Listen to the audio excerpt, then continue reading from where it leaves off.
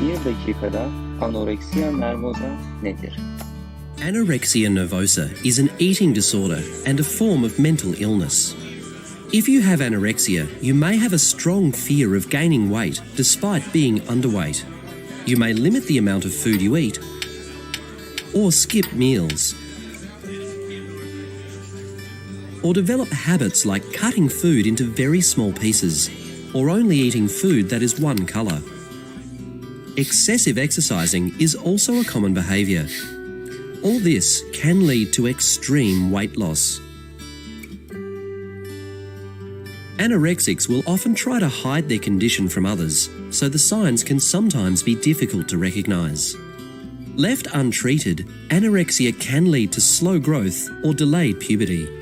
Over time, it can cause weak and brittle bones and problems with the digestive system and heart. Treatment will focus on helping you get to a healthy weight. It will also involve counselling to create positive attitudes to food and build self-esteem. Recovering from anorexia can be challenging. The earlier the warning signs are detected and treated, the better.